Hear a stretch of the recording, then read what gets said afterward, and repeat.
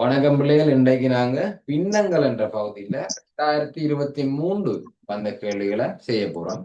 2023 பின்னங்கள் வளமையா பகுதி 1B முதலாவது கேள்வியா பின்னங்கள் இடம்பெறும். அப்ப 2023 பகுதி 1B முதலாவது கேள்வியில பின்னங்கள் இடம்பெற்றிருந்தது. சரி, அப்ப போவோம். 2023 பார்ட் 1B முதலாவது கேள்வி. சரியா? அப்ப நம்ம முதலாவது எடுத்தோடனே இதுக்குள்ள எழுத போக மாட்டோம். ரஃப் பேப்பர் தருவாங்க. அப்ப ரஃப் பேப்பர்ல இந்த தரவுகளை நோட் பண்ண போறோம். சரியா? அப்ப கேள்வி என்ன சொல்லுது? மனிதர்களின் குழு ஒன்றின் பங்கு பற்றுகையுடன் ஒரு மதிலை 3 கட்டங்களாக கட்டுவதற்கு திட்டமிடப்பட்டுள்ளது. முதலாம் கட்டத்தில் அவர்களில் 10 மனிதர்கள் சேர்ந்து 4 நாட்கள் வேலை செய்து மதிலின் முழு நீளத்தின் 7/4 கட்டி முடிக்கின்றனர். சரியா? அவ முதலாம் கட்டம் குறித்து என்ன சொல்றாங்க? மொத்த மதில்ல என்ன மொத்த மதில் 7/7 வச்சுக்கொள்வோம். முழுசா முழு அளவு மதில்ல முதலாம் கட்டத்துல 7/4 செய்யறாங்களாம். சரியா? 7/4 செய்யறாங்களாம். 10 மனிதர்கள் என்ன 4 நாள். இதான் முதலாவது தந்த தரவு, முதலாம் கட்டம். அப்ப சொல்லுங்க பாப்போம். முதலாம் கட்டத்துல சரியா, முதலாம் கட்டமா செய்ய போறோம். 3 கட்டமா ஒரு பெரிய நீட்டு மதில் ஒண்ண கட்டி முடிக்க போறோம். முதலாம் கட்டத்துல 7/4 கட்டி முடிச்சாச்சு. அப்ப இன்னும் கட்டுறதுக்கு எவ்வளவு மிச்சம் இருக்கு? பிள்ளைகள்? 7/4 கட்டிட்டா 3 மிச்சம் இருக்கு. Very good. 7/4 கட்டி முடிச்சிட்டா இன்னும் மிச்சமாக 7/3 மிச்சமாக இருக்கும். Okay, very good. அது விளங்கினா சரி. அந்த தரவு உங்களுக்கு விளங்கும். ஓகே, சரி. இப்போ நாங்க முதலாவது கேள்விக்கு போவோம். அவ்வளவுதானே தரவு தந்திருக்காங்க. தரவு தேவையான அளவு ரஃப் பேப்பர் நோட் பண்ணியாச்சு. இனி முதலாவது கேள்விக்கு விடைய எழுதலாம். என்ன சொல்றாங்க? மதிலை கட்டுவதற்கான முதலாம் கட்டத்தில் செய்யப்பட்ட வேலையின் அளவு எத்தனை மனித நாட்கள்? அவ பாருங்க, கொஞ்சம் பின்னத்தோட சேர்ந்து மனித நாட்கள் கேள்வியும் வருது இல்லையா? ஏற்கனவே ஒரு கேள்வி பார்த்தனாங்களா? இல்ல, எத்தனையாவது ஆண்டு பார்த்தனாங்க ஏற்கனவே மனித நாட்கள் கேள்வி? 2021 வந்திருந்தது இல்லையா பிள்ளைகள்? 2021. ஓ, வெரி குட். 2021 மனித நாட்கள் வந்திருந்தது. பிறகு 2023 பின்னங்களோடு சேர்ந்து மனித நாட்கள் இணைஞ்சு வந்திருக்கிறார். அப்ப நான் வேலையிட அளவுக்கு ஒரு சமன்பாடு சொன்னேன். எல்லாம் என்ன சமன்பாடு இல்லை? வேலையிட அளவை காண்றதுக்கு என்ன சமன்பாடு சொல்லுங்க? மனித எண்ணிக்கை தர மனித நாட்கள் எண்ணிக்கை. மனிதர்களின் எண்ணிக்கை தர நாட்களின் எண்ணிக்கை. மனிதர்களின் எண்ணிக்கை தர நாட்களின் எண்ணிக்கை. அப்ப எத்தனை பேர் வேலை செஞ்சிருக்காங்களாம்? சொல்லியிருக்காங்க. எத்தனை பேர் பிள்ளைகள்? எத்தனை பேர்? 10. 10 பேர். எத்தனை நாள் வேலை செய்யறாங்களாம்? எத்தனை நாள் வேலை செய்ய? 4. 4 நாள் வேலை செஞ்சாங்களாம். அப்ப 10 தர 4 40 மனித நாட்கள். 40 மனித நாட்கள். அப்ப நாங்கள் இன்னொரு விஷயத்தை இப்ப கண்டுபிடிக்கிறோம். இந்த கேள்வியோட 7/4 பங்கு வேலை 40 மனித நாட்கள். 7/4 பங்கு வேலை 40 மனித நாட்கள் என்று கண்டுபிடிச்சிருக்கிறோம். சரியா? அப்ப முதலாவது கேள்விக்கு 2 புள்ளிகள் கொடுத்திருக்காங்க. இந்த 10 தர 4 என்று போடுறதுக்கு ஒரு புள்ளி, அங்கால 40 என்று சரியா கண்டுபிடிக்கிறதுக்கு ஒரு புள்ளி. குறிச்சு கொடுங்க 2 புள்ளிகளை. சரியா? ஓகே, இலகுவா வந்திருக்கேன். ஆரம்பமே இலகுவா தந்திருக்காங்க மனித நாட்கள்ல. அதனால 2வது கேள்விக்கு போகும். மதிலின் எஞ்சியுள்ள நீளத்தில் 1/3 பங்கானது. நீளத்தில், அந்த இல்லுக்குள்ள இன்னும் இருக்குல்ல, நீளத்தில், எஞ்சிய நீளத்தில் என்ன இதுக்குள்ள என்ன ஒளிஞ்சிருக்கிறார்? நீளத்தில் என்ற இடத்துல ஒளிஞ்சிருக்கிறார். இந்த வசனத்துக்குள்ள எஞ்சிய நீளத்தில் 1/3 பங்கானது. முழுவதும் பின்னமாக சொல்லல. 1/3. எஞ்சிய நீளத்துலதான் 1/3. அப்ப எஞ்சியது நாங்க எங்கேயாவது கண்டிருக்கிறோமா? பாருங்க, எஞ்சியதை நாங்க இதுக்கு முதல்ல கண்டிருக்கோமா? கண்டிருக்குமா பிள்ளைகள் எஞ்சிய நீளம்? காணவில்லை இல்லையா? எஞ்சிய நீளம் இன்னும் காணவில்லை. அப்ப நாங்க அதை கண்டுதான் கேள்வி தொடக்கணும். ஏன்னா அதுல செய்க வலிக்கிறதுல மார்க்ஸ் கொடுத்துருப்பாங்க. அப்ப எஞ்சிய நீளத்தை காணும். எஞ்சியது ஆரம்பத்துல 7/7 பங்கு கட்டணும்.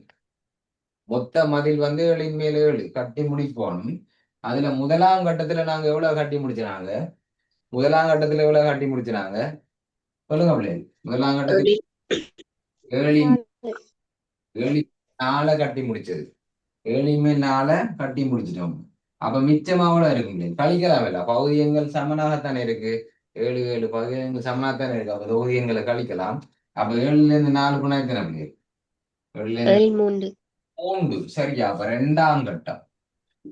ரெண்டாம் கட்டத்துக்கு சரியா வாரம். ரெண்டாம் கட்டத்துக்கு வாரம். எஞ்சியது எஞ்சியதின் என்ன சொல்றாங்க? ரெண்டாம் கட்டத்தில் எஞ்சியதின் 1/3 சரியா? அப்ப ரெண்டாம் கட்டத்துல செய்ததை காணுவாங்க பிள்ளை. ரெண்டாம் கட்டத்துல அளவு.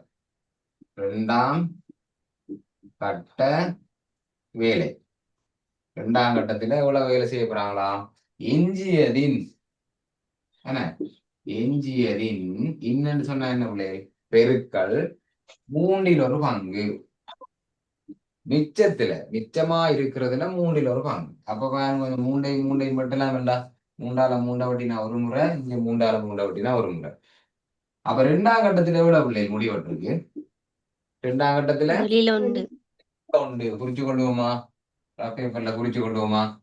முதலாம் கட்டத்துல 7/4 மதில முடிச்சிட்டோம். 4 பங்கு மதில முடிச்சிட்டோம். ரெண்டாம் கட்ட வேலையில 7/1 மதில முடிச்சிட்டோம். இன்னும் எவ்வளவு மிச்சம் இருக்கு? இன்னும் எவ்வளவு பிள்ளைய மிச்சம் இருக்கும்? 4 முடிஞ்சு 7/1 முடிஞ்சு அப்ப மொத்தம் 7/5 முடிஞ்சு. இன்னும் 7/2 பங்கு மதில் மிச்சம் இருக்கு. அதை சும்மா நோட் பண்ணி கொடுங்க. அது கேட்கிறாங்களோ இல்லையோ நம்ம சும்மா விளங்கி கொண்டு அங்கால கேள்விக்கு போவோம். சரியா? அவ இந்த கேள்விக்கு 3 புள்ளிகள் கொடுத்திருந்தாங்க. இந்த கேள்விக்கு எஞ்சிய அளவை கண்டுபிடிக்கிறதுக்கு 1 மார்க்ஸ். அங்கால இந்த ரெண்டாம் கட்ட வேலையை இந்த பின்னத்தை பெருக்கி கண்டுபிடிக்கிறதுக்கு 1 மார்க்ஸ். 7/1 கண்டுபிடிக்கிறதுக்கு 1 மார்க்ஸ். 3 மார்க்ஸை போட்டுக்கொள்ளுங்க. 3 மார்க்ஸை போட்டுக்கொள்ளுங்க. ரெண்டாவது கேள்விக்கு 3 மார்க்ஸ். ஓகேவா? சரி. இப்ப தேவையான தரவுகள் எல்லாம் மேல குறிச்சிட்டு இருந்தானே இவரா அளிக்கிறேன். முதலாவது வேலையிட அளவு கண்டுனாங்க 40 மனித நாட்கள். அதாவது 7/4 பங்கு வந்து 40 மனித நாட்கள். அது மேல குறிச்சு வச்சிருக்கு. சரியா? அதான் அளிக்கிறோம். ரெண்டாவது என்ன கண்டுனாங்க? ரெண்டாம் கட்ட வேலை இவ்வளவு நடந்திருக்குன்னு கண்டுனாங்க.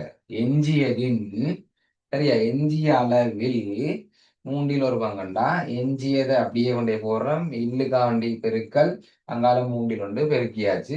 ரெண்டாவது கட்டத்துல 7/1 வேலை முடிஞ்சிருக்கு. அதையும் மேல குறிச்சிட்டேன். அப்ப இனி உங்களுக்கு தேவையில்லை. நானே தான் அழிச்சுக்கிறேன். சரியா? தேவையான 2 தரவும் மேல இருக்கு. இது வரைக்கும் முதல் கண்டுபிடிச்சது. இப்ப 3வது போமா? 3வது போவோம். ரோமன் இலக்கம் 3. என்ன சொல்றார்? 3வது கேள்வி. மதில் கட்டப்படும் 2ஆம் கட்டத்தில் 2 மனிதர்கள் மாத்திரம் ஈடுபடுத்தப்பட்டனர் எனில் அவர்கள் இருவரும் அதற்காக எத்தனை நாட்கள் எடுத்துக்கொண்டனர்? சரியா? 2ஆம் கட்டத்துல 2 பேர் தான் வேலை செஞ்சினமா. 2 பேர் தான் வேலை செஞ்சாங்க. அப்ப எத்தனை நாளா முடிச்சிருப்பாங்க? அப்ப வேலையிட அளவு தெரியும் இல்லையா பிள்ளைகள்? எத்தனை நாள் கேட்கிறாங்க.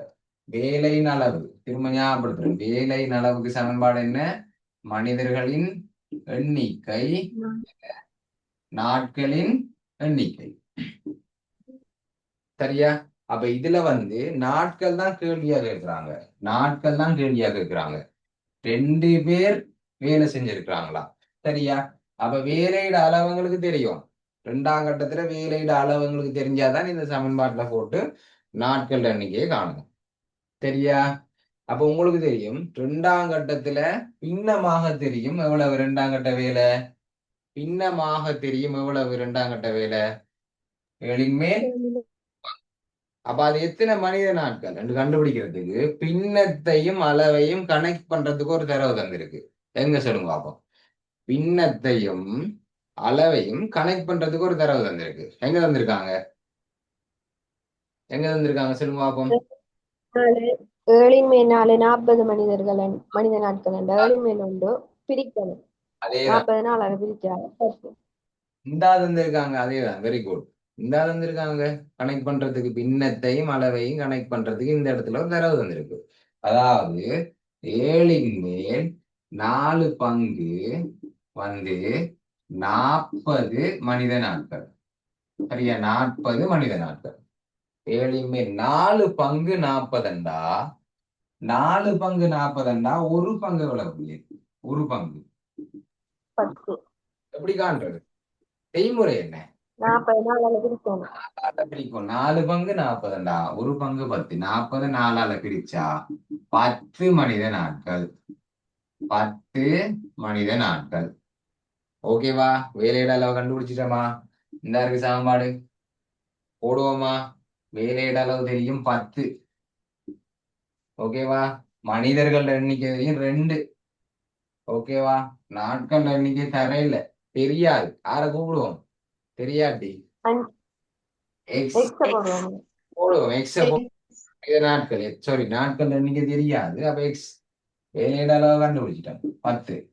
சரி, அப்ப 2ஓட எண்ணத்தை பிரிக்கணும். 10 வரும். இந்த 2 நாங்கள் வந்து பிரிபடும். அப்ப எக்ஸ் 10 கீழ் 2. ஆக எத்தனை நாள் வேலை செய்யும்? 2 பேர். எத்தனை நாள் வேலை செய்யும்? 5. விளங்கினதா? இதெல்லாம் முக்கியம். இதை நீங்க பிடிச்சிட்டீங்கன்னா ஓகே. ஒரு பின்னத்தையும் ஒரு பெருமானத்தையும் கனெக்ட் பண்றதுக்கு ஒரு தரவு வந்திருக்கும். ஞாபகம் இருக்கா? நேற்று 20ன் மேல் 7 பங்கு 700 மில்லி லிட்டர். 20ன் மேல் 7 பங்கு 700 மில்லி லிட்டர் சொல்லி ஒரு இடத்துல கனெக்ட் பண்ணியிருந்தாங்க போன கேள்வியில. 7 பங்கு 700 மில்லி. ஒரு பங்கு எத்தனை மில்லி லிட்டர்? 7 பங்கு 700 மில்லி லிட்டர். ஓ, மியூட் பண்ணுங்க. அதேதான். சரியா? உடைய சொல்லக்குள்ள அன்மியூட் பண்ணிட்டு திரும்ப மியூட் பண்ணுங்களா? Okay, good. சரி, இப்ப இந்த கேள்விக்கு மார்க்ஸ் போடுவோமா? 10 மனித நாட்கள், 7ன் மேல் ஒரு பங்கு 10 மனித நாட்கள் என்று சொல்லி கண்டுபிடிச்சால் அதுக்கு ஒரு மார்க்ஸ். அங்கால கடைசி விடை வரைக்கும் சரியா வந்திருந்தால் ஒரு மார்க்ஸ். மொத்தம் 2 கேள்வி, 2 மார்க்ஸ். 3வது கேள்விக்கு 2 மார்க்ஸ், மொத்தப்படி 2 மார்க்ஸ். இந்த கேள்வியில் ஏதாவது விளக்கம் இல்லாட்டி கேட்கலாம். ஏதாவது விளங்க இருந்தா கேட்கலாம். ஓகேவா? ஓகே. சார், அந்த 40 மனித நாட்கள்னு கொண்டு வந்தானே சார், அதை வச்சு பார்க்கலதா? 40 மனித நாட்கள் கண்டதையா? ஓ சார். வெளியே சொல்றீங்களா? ரோமன் லக்கம் 3. இல்ல சார், இப்ப நீங்க செஞ்ச கேள்விதான். இது செஞ்ச கேள்வியா தம்பி? இது வந்து முன்னுக்கே சொல்லிட்டாங்க. இந்த முதலாம் கட்டத்துல 10 பேர் 4 நாள் வேலை செய்யறாங்கன்னு சொல்லியிருக்காங்கல்ல. ஆக முன்னுக்கு முதலாம் கட்டத்துல 10 பேர் வேலை செய்யறாங்க 4 நாள். அப்ப எத்தனை வேலை? வேலையிட அளவு 10 தர 4 40. முதலாம் கட்டத்துல பின்னமாக எவ்வளவு சொன்னவங்க? பின்னமாக எவ்வளவு வேலை முடிஞ்சுன்னு சொன்னவங்க? முதலாம் கட்டம் 7ன் மேல் 4. அளவா எவ்வளவு சொன்னவங்க? கண்டுபிடிச்சினாங்க. அது எவ்வளவு அளவு? 40. 40. அப்ப ரெண்டையும் கனெக்ட் பண்றோம். அந்த 7ன் மேல் 4 பங்கு தான் 40. சரியா? அப்ப 4 பங்கு 40 ஒரு பங்கு எவ்வளவு தம்பி? 4 பங்கு 40. அப்ப ஒரு பங்கு எத்தனை? 10. அதான் 2ஆம் கட்டத்துல முடிஞ்சது ஒரு பங்கு தானே.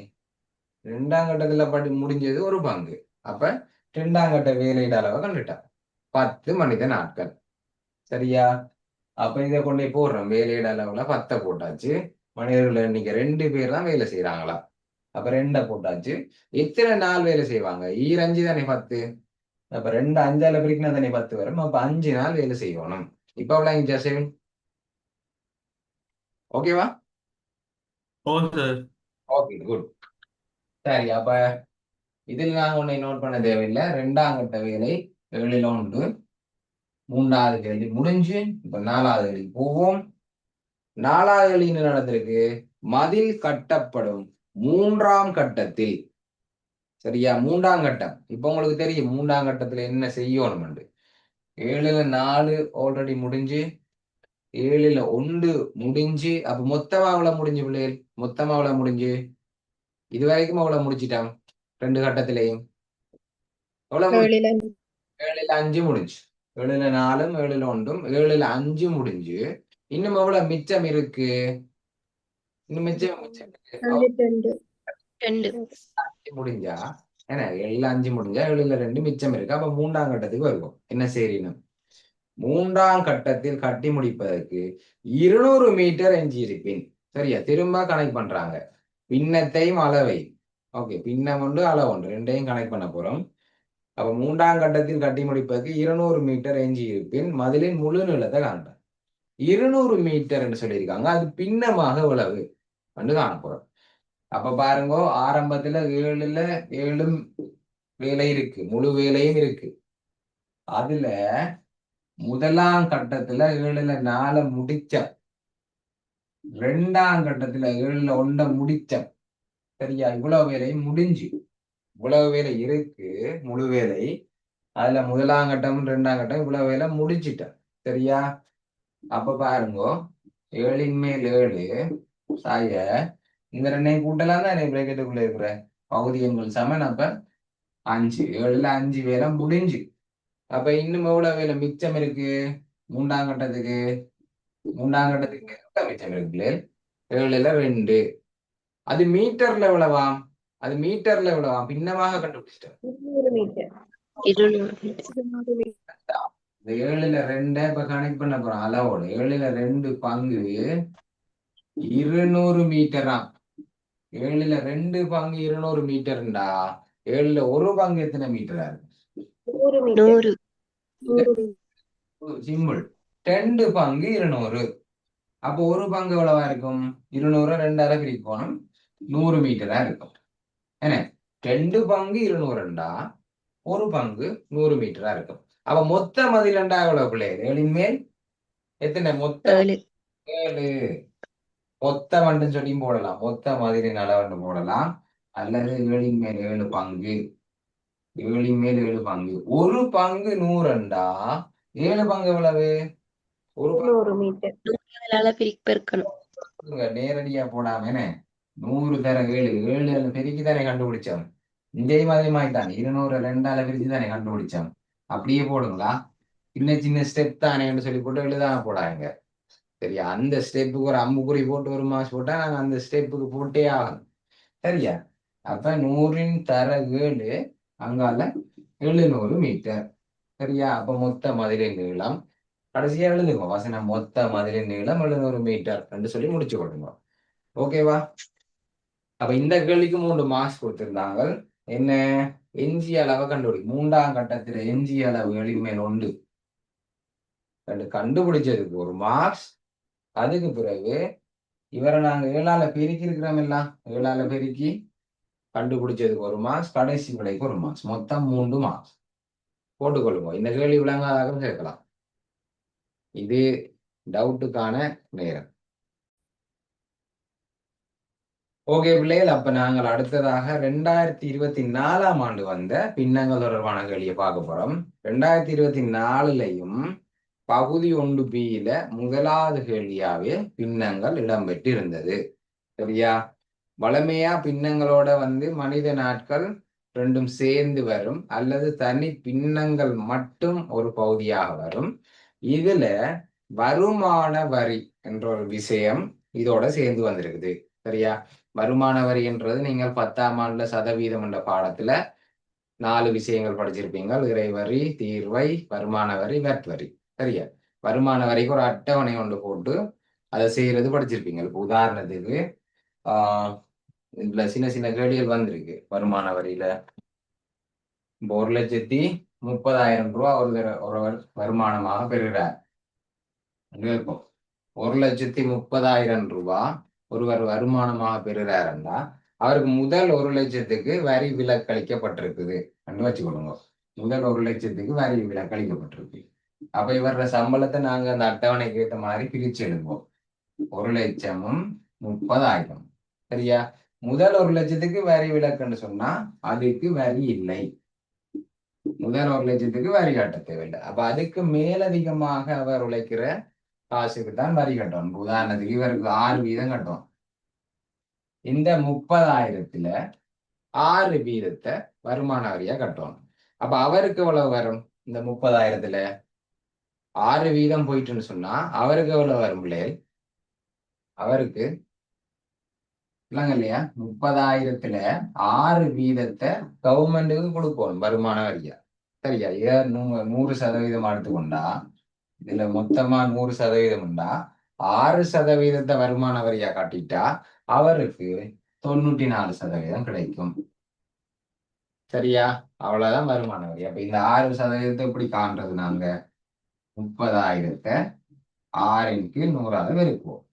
வருமானம் சரியா, 1,00,000க்கு மேல வந்த வருமானம் 30,000, அது 6/100 பெருக்கினா 6×3 = 18, 6×3 = 18, அங்கால 2 சைபர். ஓகேவா? அப்ப 1,800 வருமான வரியாக கட்டுவார். சரியா? அந்த 30,000த்துல 1,800 போனா அவருக்கு எத்தனை வரும்? 28,200 அவருக்கு கிடைக்கும் மிச்சம். ஓகே, இவ்வளவுதான் வருமான வரி. நாங்கள் இப்ப இந்த கேள்விக்கு போவோம். இந்த கேள்வியில என்ன சொல்றாங்க? ஜனகன் தனது மாத சம்பளம் 1,00,000க்கு கூடுதலாக இருக்கும் போது அதிகரித்த பணத்திற்கு 6% வருமான வரியாக செலுத்துகிறார். 1,00,000 முதல் 1,00,000க்கு அவருக்கு வரி இல்லை. ஏன்னா கூட கூட போகக்குள்ள வருமான வரி கூடிக்கொண்டே போகும். அந்த அட்டவணையை பார்த்துருப்பீங்க 10ஆம் ஆண்டு புத்தகத்துல. முதல் 5,00,000க்கு வருமான வரி இல்லை. அதுக்கு பிறகு ஒவ்வொரு 5,00,000க்கும் 4, 8, 12 சொல்லி கூடிக்கொண்டு போயிருக்கும். என்னன்னு சொன்னா அதிகமா உழைக்கிறவங்கள்ட்ட அதிகமா வாங்கலாம், கொஞ்சமா உழைக்கிறவங்கள்ட்ட கொஞ்சமா வாங்கலாம். அதான் அந்த கான்செப்ட். அப்ப இந்த கேள்வி என்ன சொல்லுது? முதல்ல 1,00,000க்கு கூடுதலாக அதிகரித்த பணத்திற்கு 6% வரியாக கட்டுகிறார். ஓகே, இன்னும் பின்னத்துக்கு வரல. நம்ம ஒரு குறித்த மாதத்தில் வரியை செலுத்திய பின்னர், சரியா, வரியை செலுத்தின பின்னர், இப்பதான் நாங்க பின்னங்களுக்குள்ள வரோம். செலுத்தின பின்னர் என்ன நடக்குது பிள்ளைகள்? அதுல கிடைத்த பணத்துல, ஓகே, வரியை செலுத்தின பின்னர் அந்த முழு பணத்துல விளங்குங்கோ, வரிய செலுத்தினதுக்கு பிறகு அவருக்கு கிடைக்கிற அந்த முழு பணத்துல 6/1 உணவுக்காக, சாப்பாட்டுக்காக 6/1 பங்கு என்ன உணவுக்கு, சாப்பாடு செலவுகள், மரக்கறி, மீன் எல்லாம் வாங்கணும் இல்ல, அந்த செலவுகள் ஒரு சம்பளத்துல 6/1 பங்கை ஒதுக்குறார். சரியா? அப்ப சம்பளத்துல இப்ப எவ்வளவு மிச்சம் இருக்கும் பிள்ளைகள்? உணவுக்கு 6/1 உணவுக்கு போட்டுட்டார். அப்ப இப்ப எவ்வளவு மிச்சம் இருக்கும் ஒரு சம்பளத்துல? 6/5. 6/5 மிச்சம் இருக்கும். சரியா? ஓகே, அங்கால என்ன சொல்றாங்க? எஞ்சிய பணத்தில், சரியா, எஞ்சிய பணத்தில் இதுக்குள்ள என்ன ஒளிஞ்சிருக்கு? இந்த வசனத்துக்குள்ள எஞ்சிய பணத்தில், சரியா, எஞ்சிய பணத்தில் 5/3 ஏனைய செலவுகளுக்கு. அப்ப குறிப்போமா, ஏனைய செலவுக்கு எஞ்சிய பணத்தில் சொன்ன 6/1 போயிட்டு, அப்ப எஞ்சியது 6/5. எஞ்சிய பணத்தின், சரியா, எத்தனை? 5/3 ஏனைய செலவுக்குன்னா இந்த 5 வெட்டுவோம். அப்ப 6/3. சரியா பிள்ளை? உணவுக்கு கேக்குதா நான் காய்க்கிறது எல்லாருக்கும்? அப்ப அவங்களுக்கு தான் சிக்னல் பிரச்சனை நினைக்கிறேன். ஓகே, உங்களோட கவரேஜ் பார்த்து கொடுங்க. என்னுடைய இது ஃபுல் கவரேஜ்ல தான் இருக்கு. பாருங்க, 6/1 உணவுக்கு போயிட்டு, அப்ப 6/5 மிச்சம் இருக்கு. அந்த 6/5ல 5/3 ஏனைய செலவுக்கு பாவிக்கிறாருண்டா, உணவுக்கு 6/1, ஏனைய செலவு வேற செலவெல்லாம் இருக்குல்ல, சோப்பு, சீப்பு, கண்ணாடி எல்லாம் வாங்கணும். அப்ப 6/1 6/3 செலவாயிட்டு. இப்ப எவ்வளவு மிச்சம் இருக்கும் இல்லையா? எவ்வளவு மிச்சம் இருக்கும்? 6/2. 6/1 முடிஞ்சு, 6/3 முடிஞ்சு, அப்ப 6/4 முடிஞ்சு, ஏனைய செலவு 6/2 மிச்சம் இருக்கும். ஓகே, தரவுகளை வாசிச்சிட்டோம். இப்ப கேள்விக்கு போவோம். முதலாவது, ஜனகனுக்கு கிடைத்த பணத்தில் 6/1 உணவுக்கு ஒதுக்கிய பின்னர் அவரிடம் எவ்வளவு எஞ்சி இருக்கும்? சரியா? சிம்பிளா தான் வரும் முதலாக. அப்ப ஸ்டார்ட்ல ஜனகன்கிட்ட முழுவதுமாக இருந்திருக்கும். முழுவதும் நாங்க ஒன்று போடலாம், அல்லது 6 மேல் 6 போடலாம். ஏன்னா 6 6 பிரிச்சா ஒன்று தானே. ஓகே, அதுல உணவுக்கு செலவழிக்கிறது 6ல் 1. அப்ப முழு பணத்துல உணவுக்கு செலவழிச்சது 6ல் 1. அப்ப 6ல இருந்து 1 போனா 5. முதலாவது கேள்விக்கு 6 மேல் 5 எல்லாருக்கும் சரியா இருக்கும்னு நினைக்கிறேன். அப்ப முதலாளிக்கு எத்தனை மார்க்ஸ் பிள்ளைகள்? 1. 1 மார்க்ஸ் கொடுத்திருந்தாங்க முதலாளிக்கு. சரி, அடுத்த கேள்வி இரண்டாவது. உணவிற்கும் வேறு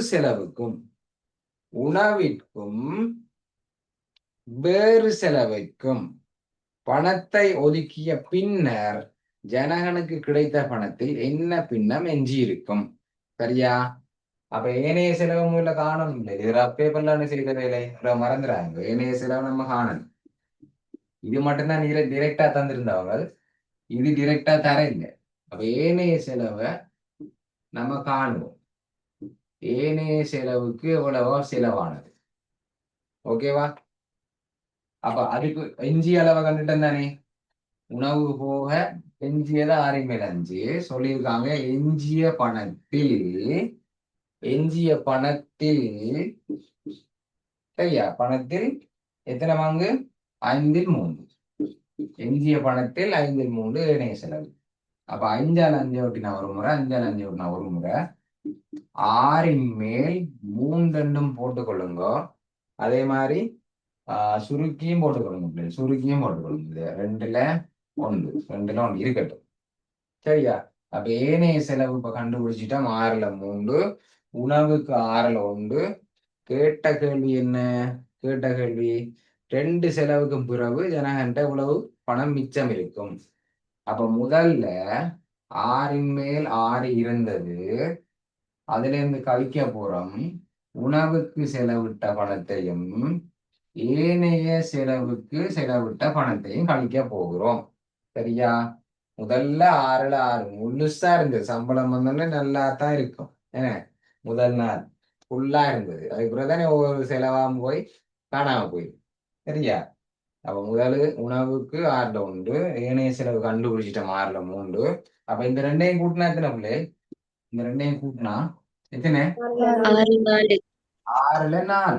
6ல் 6 இருந்தது, 6ல் 4 முடிஞ்சு. அப்ப எவ்வளவு மிச்சம் இருக்கும்? 6 2 2. சரியா? ஓகே, 6ல் 2 போட்டுக்கொள்ளுங்க. அதே நேரம் என்ன செய்யலாம்? 2ஆல வெட்டலாம் இல்ல மேலையும் கிளையும். 2ஆல 2 பிரிச்சா ஒரு முறை, 6 பிரிச்சா 3 முறை. போட்டுக்கொள்ளுங்க பிள்ளைகள். ஏனென்றா 2024ல இதுக்கு மார்க் கொடுத்திருந்தாங்க குறுக்கி போடுறதுக்கு. ஆனா மற்ற ஸ்கீம்ல எல்லாம் டிரெக்டா இந்த விடைக்கே மார்க் கொடுத்திருந்தாங்க.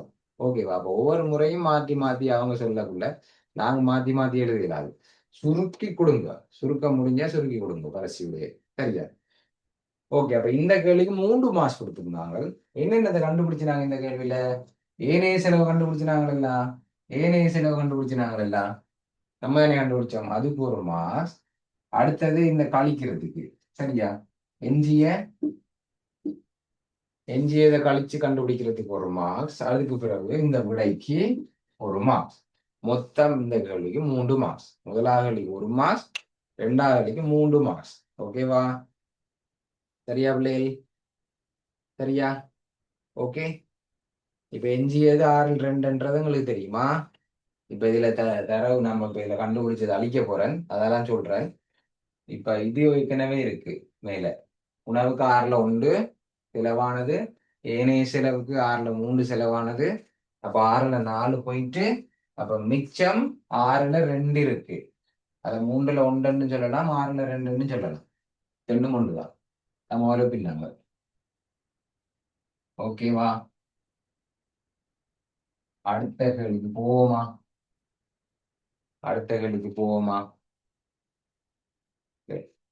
யாராவது நித்திர விடுறீங்களா? நித்திர வருதா? நினைக்கிற தாலாட்டு பாடுற மாதிரி இருக்கா? இல்லதானே? ஓகே, சரி. இல்லையா? 3வது கேள்விக்கு போவோம்.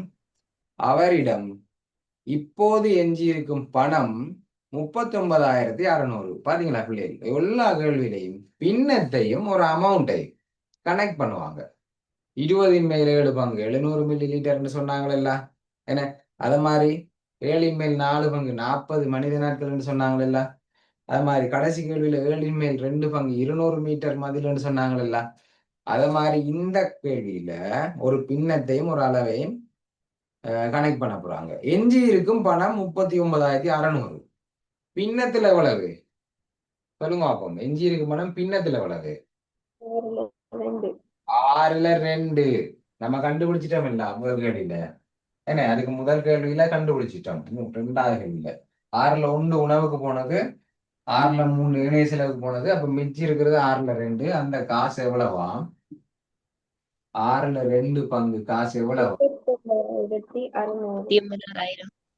9,600 ரூபா. 39,600 ரூபா.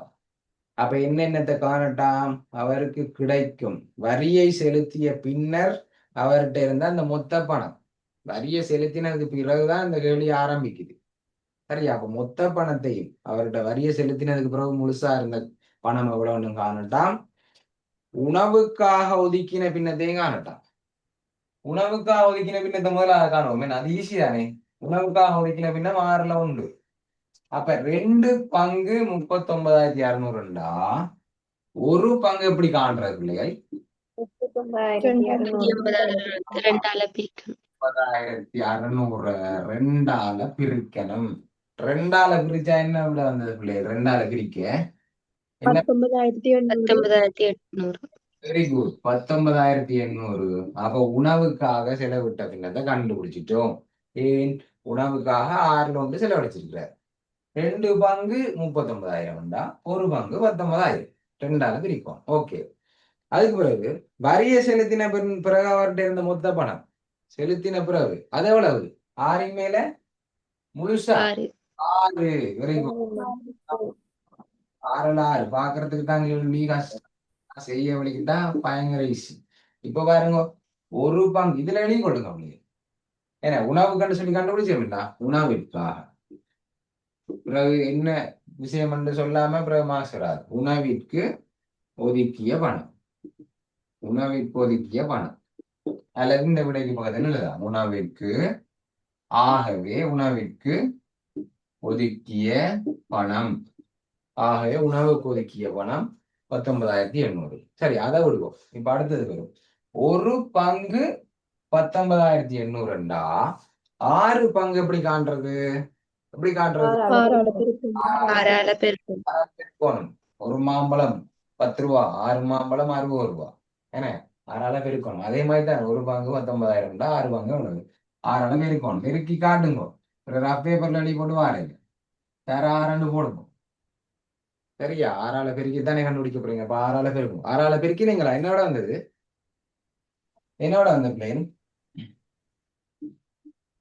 0 0 6 48 8 4 மிச்சம். அங்கால 19 பேருக்கு என்ன சைலண்ட் ஆயிட்டீங்க? 6ஆல பெருக்க இல்லையா? Okay okay. 1,18,800 வந்திருக்கும். அப்ப அவர்கிட்ட வரியை செலுத்தினதுக்கு பிறகு இருந்த மொத்த பணம் 1,18,800. ஓகேவா? சரியா பிள்ளைகள்? அப்ப இந்த கேள்விக்கு 2 புள்ளிகள் கொடுத்திருந்தாங்க. உணவுக்கு கண்டுபிடிச்சோம்ல, உணவுக்கு கண்டுபிடிச்சோம் 1 புள்ளி. அங்கால வரியை செலுத்தினதுக்கு பிறகு கண்டுபிடிச்ச பணத்துக்கு 1 புள்ளி. மொத்தம் இந்த கேள்விக்கு 2 புள்ளி. சரியா? இப்ப 4வது கேள்விக்கு போவோமா? 4வது கேள்விக்கு போவோம். வருமான வரி கேள்விக்கு போறோம். பின்னங்கள்ல இருந்து இப்ப வருமான வரி கேள்விக்கு போறோம். சரியா? வரியை செலுத்துவதற்கு முன்னர் அவருடைய சம்பளம் யாது? வரியை செலுத்துவதற்கு முன்னர் அவருடைய சம்பளம் யாது? நீ பாருங்க பிள்ளைகள், அவருக்கு சம்பளம் 1,00,000 விட கூடத்தான் வந்திருக்கு. அது விளங்குதா? ஏன்னு சொன்னா 1,00,000க்கு கூட வந்தா தான் வரி கட்டணும்னு சொல்லியிருக்காங்க.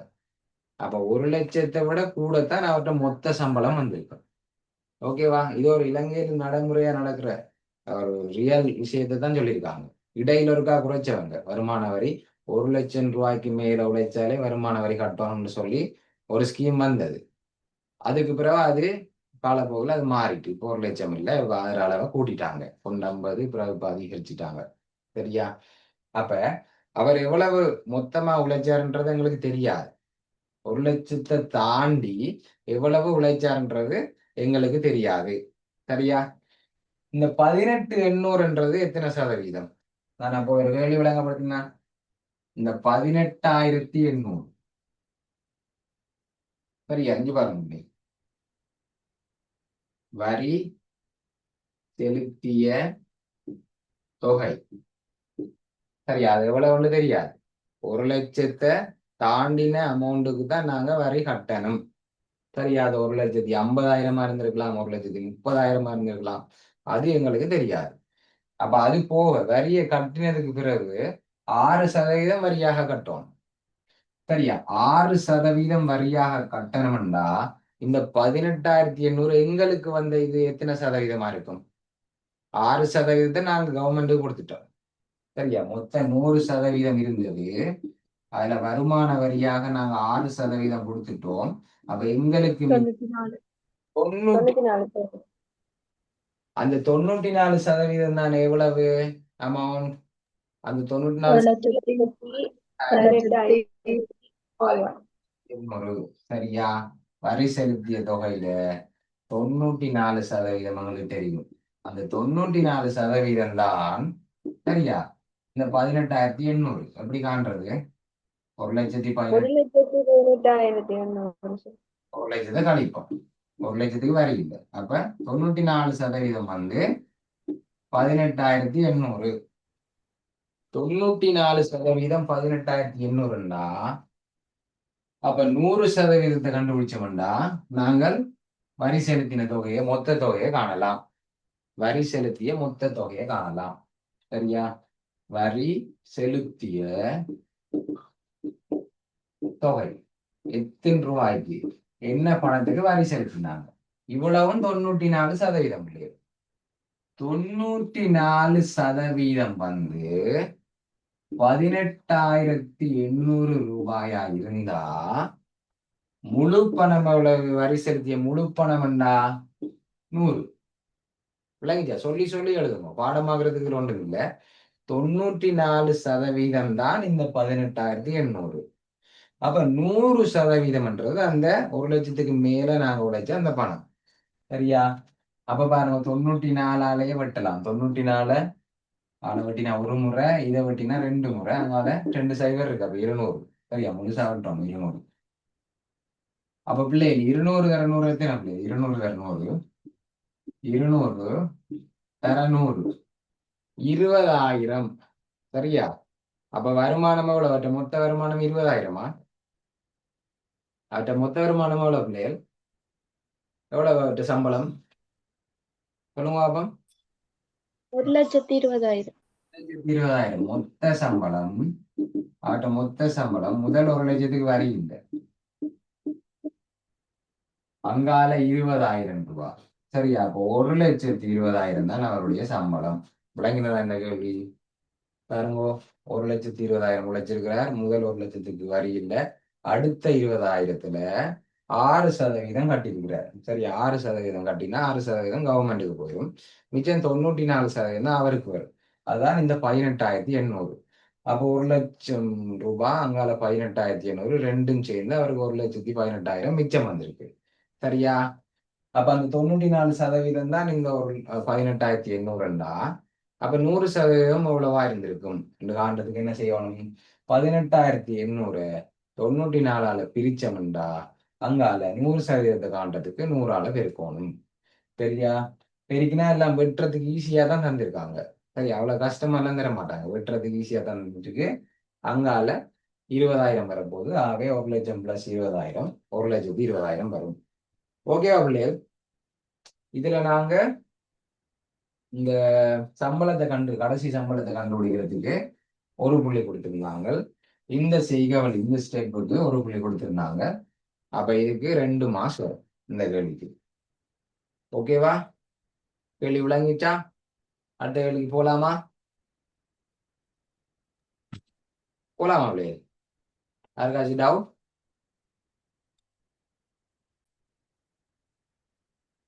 அப்ப 5வது கேள்வியை பார்ப்போம். 5வது கேள்வி என்ன சொல்றாங்க? ஒரு குறித்த சந்தர்ப்பத்தில் வரி அறவிடப்படுமை உயர்த்தப்பட்டமையா? சரியா? உயர்த்திட்டாங்க. இப்ப நான் சொன்னேனே ஸ்ரீலங்காவில் என்ன நடக்குதோ அதுதான் கேள்விகளாக வரும். இதுக்கு முதல்ல ஒரு கேள்வி செஞ்சோம், பெட்ரோல் கேள்வி, ஒரு லிட்டர் 400 ரூபாயா மாறிட்டுன்னு சொல்லிடலாம். என்ன அது மாதிரி வரி அறவிடப்படும் இல்லை உயர்த்தப்பட்டமை உயர்த்திட்டாங்க.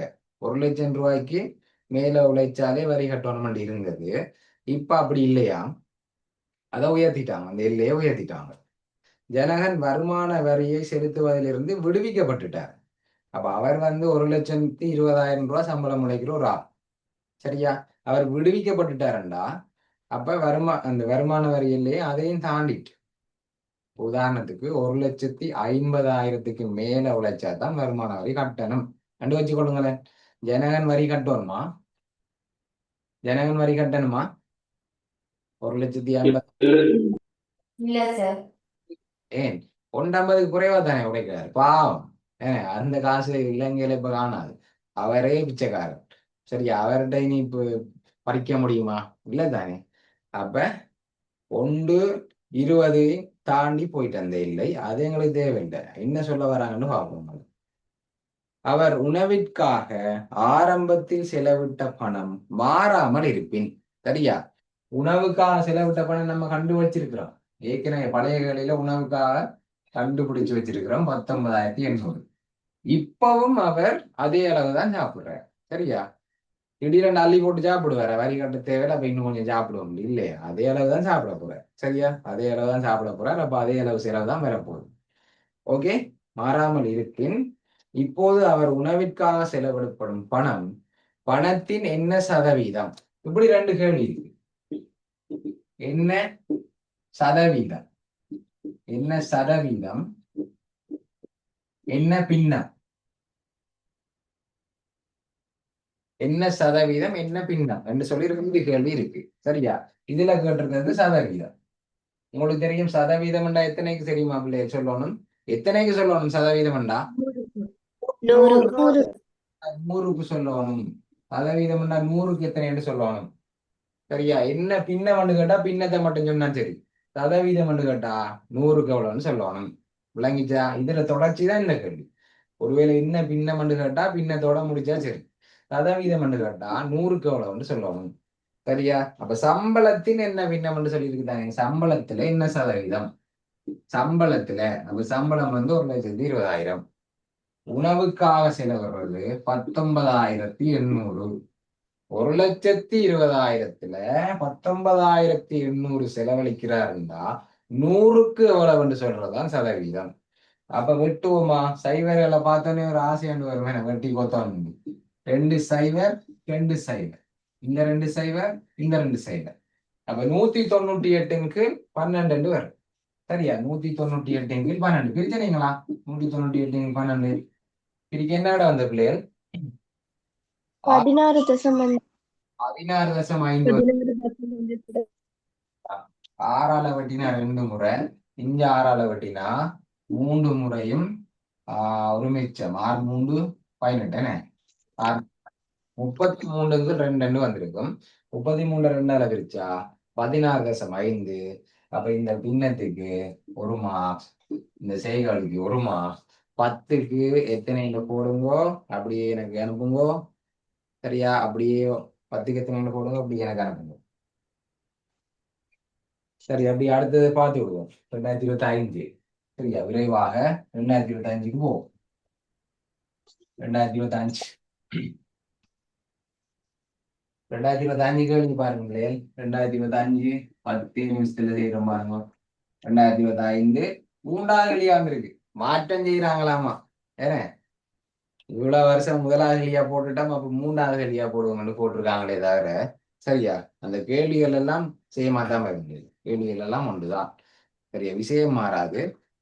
அப்ப இதுல 3வது கேள்வியா வந்திருக்குது. 2025 A, B ஆகியன சம கொள்ளல உள்ள 2 பாத்திரங்களாம். பாத்திரம் ஏயில் 7/5க்கு நீர் உள்ளது, அதேவேளை பாத்திரம் B வெறுமையானது. சரியா? ஏயில 7/5க்கு நீர் இருக்கா, பில இன்னும் இல்லை, பி எம்டியா இருக்கு. சரியா? 7ல 0. சரியா? 7ல 0 சும்மா இருக்கும், வெறுமையாக இருக்கும். ஒன்றுமே இல்லை. பி என்ற பாத்திரத்துக்குள்ள ஒன்றுமே இல்லை. ஏக்குள்ள 7 5 இருக்கு. சரியா? இவ்வளவுதான் தரவு. சிம்பிளா தந்திருக்கு தரவு. அப்ப கேள்விக்கு போவோம். முதலாவது கேள்விக்கு போவோம். முதலாவது கேள்வி என்ன சொல்றாங்க? பாத்திரம் ஏயில் உள்ள நீரின் அளவில், சரியா, வழக்கம் போல அளவில், இதுக்குள்ள என்ன ஒளிஞ்சிருக்கு? அளவில் என்ன ஒளிஞ்சிருக்கு பிள்ளைகள்? இருக்கிறார். இந்த கேள்வியில இங்க இருக்கிறார். சரியா? ஒளிஞ்சிருக்கிறார். கண்டுபிடிச்சிட்டேன் நாங்க. சரியா? ஏயில் உள்ள நீரின் அளவில் 5/3 பாத்திரம் பியில் இடப்படுதாம். சரியா? அப்ப பாத்திரம் பியில் உள்ள நீரின் அளவு இப்ப என்ன பின்னமா இருக்குமா? நீ பாருங்க, இதுல இருந்து இதுக்கு கொடுக்க போறோம். ஏல இருந்து பிக்குள்ள ஊத்த போறோம். ஏன்னா அப்ப ஏயில இருந்த அளவில்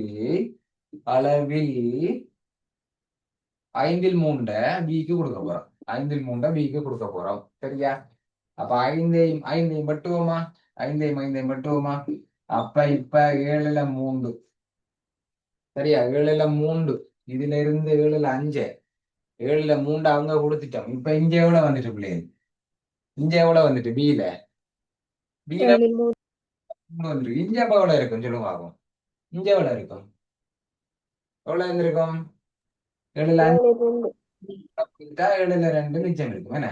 7/3. ரஃப் பேப்பர் வேலை. இப்ப ஏல 7/2 இருக்கு, பில 7/3 இருக்கு. ஓகே, அங்கால கேள்விக்கு போவோம். இதுக்கு 2 மாஸ் போடுங்க. எப்படி 2 மாஸ் வரும்? இதுக்கு ஒரு மாஸ், இதுக்கு ஒரு மாஸ், 2 மாஸ். நேரடியா இந்த முறை 2025 ஸ்கீம்ல நேரடியா 7/3க்கு நேரடியாகவே 2 மாஸ் கொடுக்க சொன்னது. அதுக்காக நீங்க நேரடியா எழுதக்கூடாது. தெரியும் தானே? மாத்துவாங்க.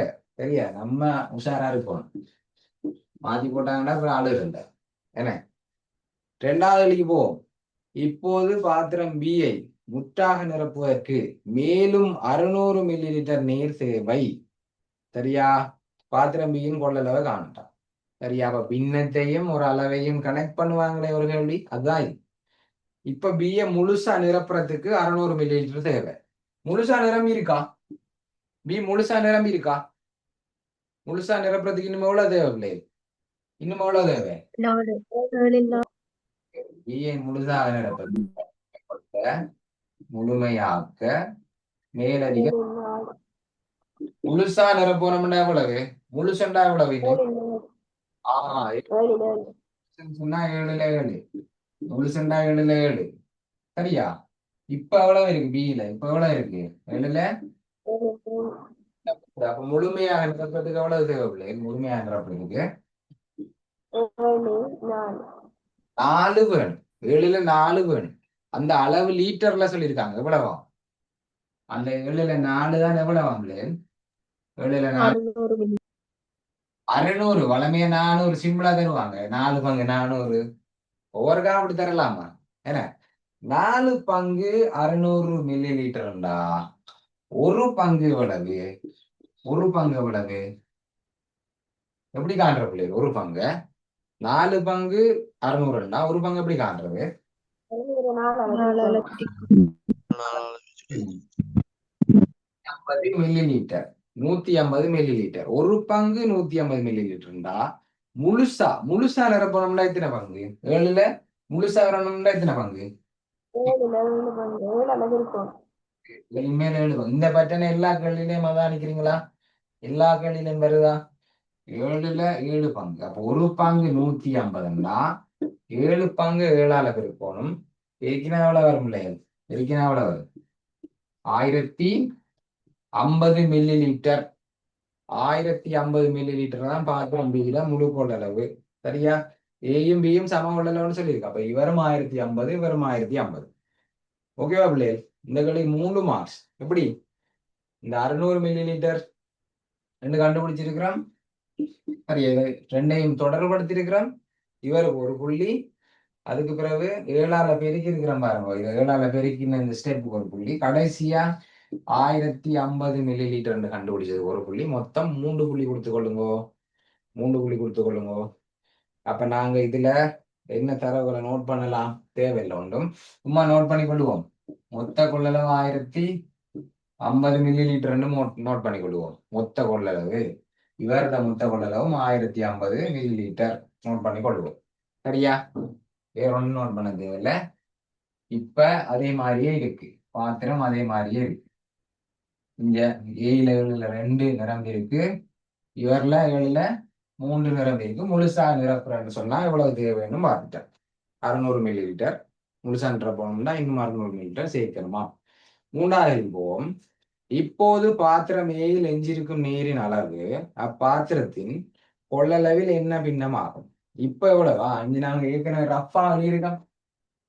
ரஃபா எழுதியிருக்கிறத ஒரு கேள்வியாவே தந்திருக்காங்க. ரஃபா எழுதியிருக்கிறாங்க கேள்வியா இருக்கு. இப்ப எவ்வளவு ஏயில மிஞ்சி இருக்கும். ஆரம்பத்துல ஏயில 7ல 5 இருந்ததா, ஆரம்பத்துல ஏயில 7ல 5 இருந்ததா.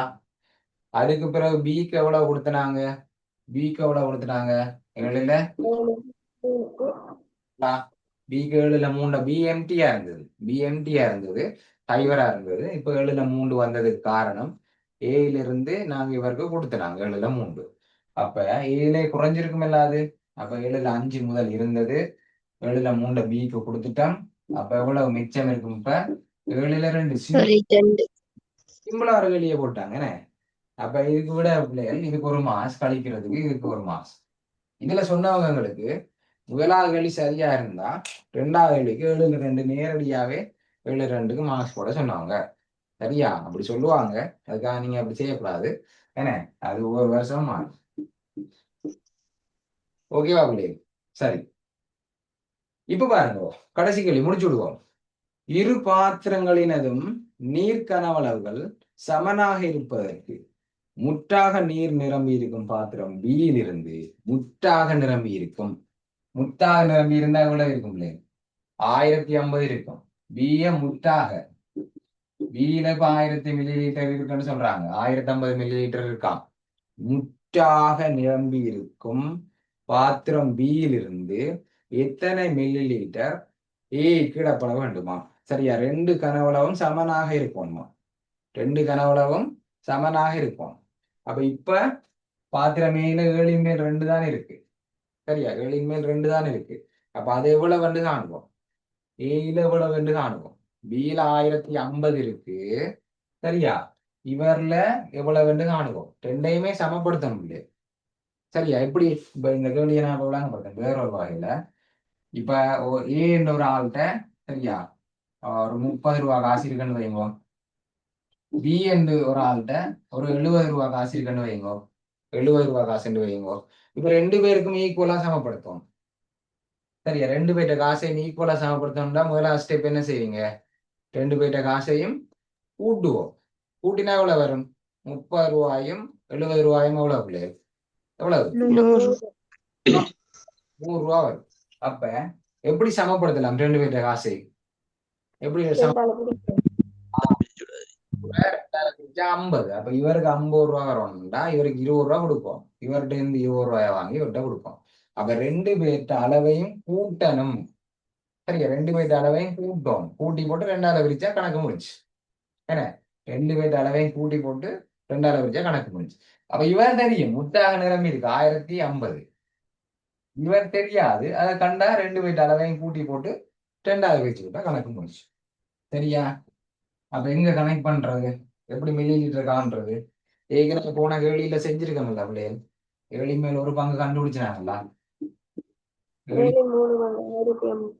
50 மில்லி. இதுக்கு முதல் கேள்வியில 7, அதாவது 2வது கேள்வியில 7ல 4 வந்து 600 தந்தவங்க, அதுல இருந்து 7ல 1 150 கண்டுபிடிச்சாங்க. அப்ப 2 பங்கு எத்தனை பிள்ளைகள், ஒரு பங்கு 150,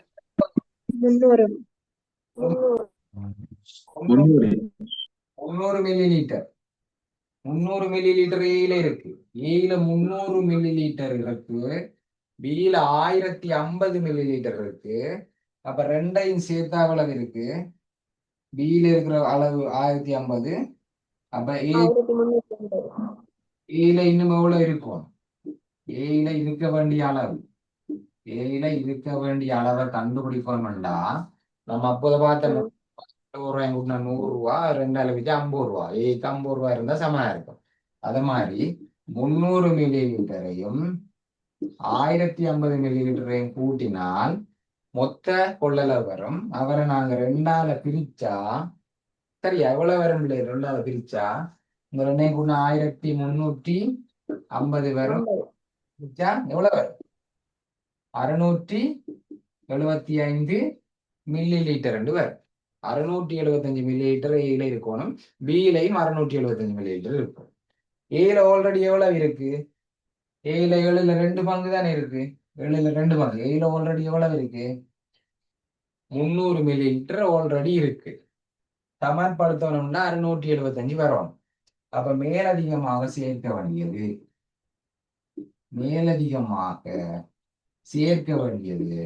675 இருந்து 300 கழிச்சா 375 மில்லி லிட்டர் மேலதிகமாக சேர்க்கணும். சரியா?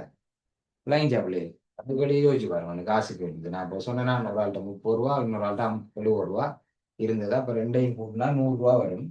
100 ரூபாய் ரெண்டாவது பிரிச்சா தான் எங்களுக்கு தெரியும் ஒரு ஆள்கிட்ட எவ்வளவு இருக்கணும். 50 ரூபா 50 ரூபா இருந்தது. அப்ப 30 ரூபாய் இருந்தவருக்கு இன்னும் எவ்வளவு கொடுக்கணும்? என்ன செய்யணும்? 50 ரூபாயில இருந்து 30 ரூபாய் கழிச்சா 20 ரூபா.